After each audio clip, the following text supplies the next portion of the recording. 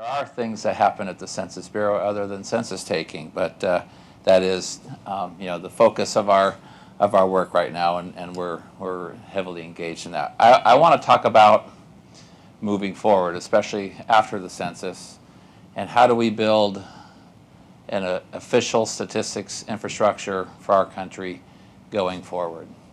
So just as a way to sort of start with that, our existing, and I call that our 20th century statistical infrastructure, is showing its age. And I think it's not too bold of a thing to say that it's insufficient for adequately measuring our complex and evolving society and economy. And so, some of the things that plague it, we have silos within silos. So the U.S. is a very balkanized federal statistical system, unlike what we have in Canada or the Netherlands or other countries. But even within a place like the Census Bureau, sometimes the one part of the building doesn't know what the other is doing. It's very, very focused on individual, vertically integrated survey collection platforms. And one of the things I think that what we have is we don't have as much ability to look at the elements of change as I think the academic research community would like, but I think also for policymakers as well. Our data products are really meant to measure a particular thing, and they don't track the change of it very well. We overemphasize some dimensions of quality at the expense of others.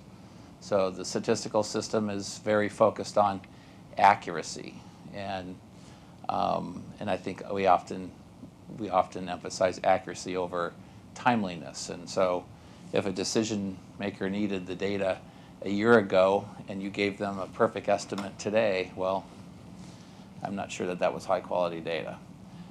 We also have declining relevance of some of the traditional indicators that we've been using, and we're slow to adapt to evolving measurement needs. So for the purposes of this series, where we're talking about data science, where there's all sorts of new data that's available, what if people tell me that they want the Census Bureau to do? They want more granular data, they want more timely data. And there's data all over now out there in the economy that could be used to do that. And so what I'm going to spend today talking about is trying to think about building a framework that we can use to organize all of this information that's in society now that's not meant for statistical measurement purposes. It's meant, in the case of government administrative data, to administer a program. In the case of data in the private sector, to run a business. And so how can we utilize that information to build information about our economy and our society? And so, at a core, okay, this framework, we need to have a good universe frame of information of sort of, I'll say, 4 basic things. And we could add things to this, but this is my core. So people, geography, sort of the environment around us, establishments, firms, organizations, collections of people doing things, and then jobs. Okay, and I include jobs in here is because that's how I'm going to connect people and establishments, firms, and organizations. Okay, and so I think if we build this, and we have elements of it done already, we can then bring in this sort of newly available information in a structured and meaningful way and make sense out of it. Otherwise, I'll just kind of put this, data science projects are just kind of one-offs, and you don't have a overarching structure to make sense out of them. All right, so to illustrate this, I'm going to use the case of measuring innovation. Okay, and it's not just because there's people from the National Science Foundation here or anything like that. Well, I know something about it. I've worked in this area, but there's active work going on, and I think it's a nice example that illustrates how you can use sort of this universe of administrative data to bring disparate data sets that talk about various elements that people interested in innovation would be interested in. All right, so now I'm going to start going faster. So, why include innovation in our system of economic measurement? Well, it drives living standards. There's a debate about the rate of innovation. Impact on labor markets. All our jobs going to be replaced by robots. And evidence-based policy can help solve problems uncovered by the data. So I think it's pretty. I don't think there's much controversy that we'd want to do a good job of understanding and measuring sort of the information or the innovation ecosystem. So when you say, well, we're going to do this, so what do you say we should measure? Okay. Well, I'm an economist, so I'm going to say, well, I want to measure the inputs to innovative activity. People and capital that's devoted towards innovation, and then the outcomes. Okay, so the ultimate outcomes are things that we really are at the end of the day concerned about. Productivity increases, wages, living standards. But there's all these intermediate outcomes like patents and new products and economic dynamism and all that sort of stuff. So then you want to look at the efficiency of these investments. You want to see if we give the National Science Foundation some money, are they productive on using that money to introduce innovations into the economy? Okay, so there's a framework you can think about for doing this. So you focus on where innovation happens. Where does innovation happen? It happens in firms, in the economy. It happens in universities, for the most part. Some other places maybe as well. But that's where you should go to look for this stuff. And you want to focus on who does the innovating, and that's people, and employees, especially of these firms and universities, and scientists and engineers. Maybe even the odd economists now and then. But one of the things that's important here, and why having information on the universe of firms and the universe of universities and other organizations, is where innovation, things happen in the tail. Okay, so if I do a stratified random sample of things, the chances of me finding those things in the tail is often pretty small. So this really, the tail is what we're trying to find here. So you want to track all these flows and all that sort of stuff. And so I kind of have at the bottom here, measuring innovation is kind of like measuring economic dynamism. And we've done a good job. And so if I've done anything at the Census Bureau, it's to build an infrastructure for doing this sort of thing, to measure, sort of the dynamics of the economy, the flow of resources between economic units, the flow of jobs across firms, and all that sort of stuff. So Census and BLS have done a nice job of building some stuff. All right, so why is this a sensible thing to do? Okay, so looking at this from a dynamism perspective. Well, first of all, that's where a lot of the impacts of innovation are going to be seen. The birth and death and growth of new innovative businesses, the transfer of resources from less innovative activities to more innovative activities.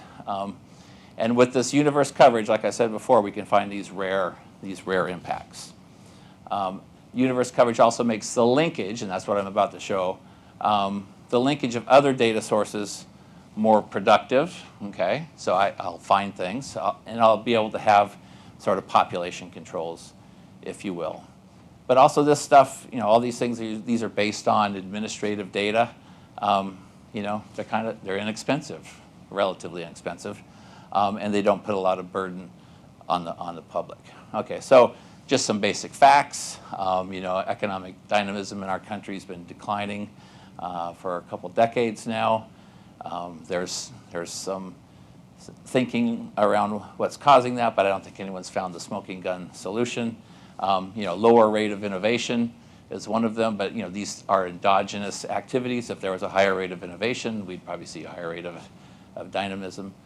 So we want to sort of see if we can uncover what's going on. So just remember that so productivity in the economy is going to improve as more innovative firms attract resources and get reallocated from less innovative. The thing that does that is sort of entrepreneurship.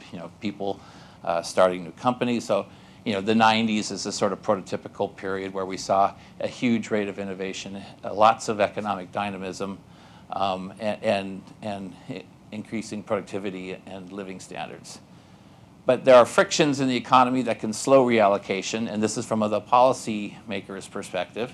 How do you go in and sort of peel back the data and start trying to understand what is sort of preventing firms and organizations? And so, the question is it slowing productivity growth, or is it increasing frictions? And so, in maybe the last economics paper I'll ever write, we found some evidence of the latter. So then we got this nice core of administrative data that we've linked over time and built these nice ways of tracking firms and jobs and dynamism and the reallocation of resources. But they only give you little glimpses, okay? And so that's where bringing in survey data adds these sort of critical covariates, okay? So we can look at productivity in a more detailed way from firm and establishment data, obviously demographic characteristics from household surveys, R&D from business surveys, and management practices also from business surveys. And so just to kind of how these things are all kind of linked together from a paper we did on management practices, you can see how that's productivity in the top left, and then you got profit, output growth or firm growth, whether you export or not, whether you do R&D and the number of patents per employee, based on where you are in some sort of measure of whether you use structured management practices or not. Okay, so all of these things are kind of related, and so what you want to do is find out, to the extent that the economy overall is not innovating as much, is it which one of these elements is sort of driving it. Okay, so you can link all this survey data together, but we can also link other administrative data that weren't really thought of as a thing to study, business dynamism or the rate of productivity. So we've linked the LBD that we built at Census to all the patent data, and I think now to the trademark data as well. Okay, and so we've had academic researchers, and then they've come in, and some of our folks have added onto this. So using modern data science tools, we link all this stuff together. Then we also link the LBD to trade transactions. So the Census Bureau gets every import and export transaction in the economy, and we link that to the firms that do it. We've also been linking data on self-employment to the sort of the jobs information in LEHD. And so all of these things have been kind of done by researchers at the Census Bureau, to some degree at VLS to some degree as well, but also so academic. So this has not been like a huge focus. This is not like Congress gives us $15.6 billion to improve how we measure something critical like innovation. They give us that to count the number of people that live in the United States. But then other administrative data, sort of new stuff that we've started adding is administrative data on funded research projects at universities. Don't have a lot of time to talk about, but we have very detailed information on who works on these things, what they purchase with their NSF grant money, and then what are the sort of resulting patents and papers, and then where do the students and faculty and researchers who worked on those things, where do they go in the future in the labor market? Do they start innovative companies? or what have you. So that's what we're doing with the Innovation Measurement Initiative. And then similarly, and this is probably less for innovation measurement, but just once we started down the path of linking in university administrative data, we started building the post-secondary employment outcomes, which is basically looking at the earnings of college graduates after they graduate. So for the interns here, so I think I don't know if I have it in here. You want to be like a petroleum engineer or something like that. Anyway, so you make a ton of money being a petroleum engineer for some reason. It's an undergrad engineering major. I don't know about PhDs, but and then also looking at the role of patents. So this is people that are looking at whether firms have artificial intelligence patents and whether they grow more than other firms. So just to kind of wrap it all up, okay, with the device of a clever little picture. So in the middle, okay, is our core framework administrative data. We have all of the data, longitudinal administrative data on businesses and other organizations in the LBD. We have all this administrative data on jobs that links workers to these firms. All right, and then I can link the workers to demographic characteristics from our household surveys. I can link them to people who have patents or trademarks through their human capital investments from the university data. I can get a very good picture of what the labor force looks like.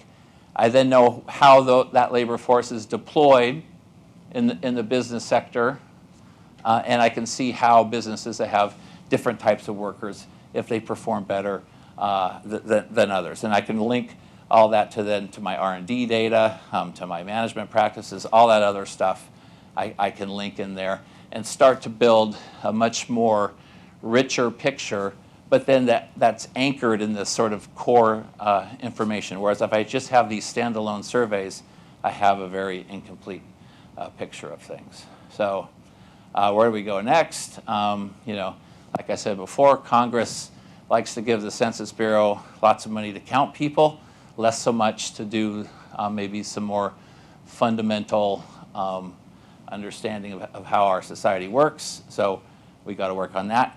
But then it's data access. Okay, what I didn't talk about today, and I have other talks about that, is going out into the business sector and getting our hands on the rich information that's sitting inside companies. And we are working that with companies, especially in the retail sector, where there's just so much information available that we could just go and pull in. So then, we need more data scientists and all that sort of stuff too. So I'll just kind of leave it there and take a couple questions before we get to the next speaker. So thank you.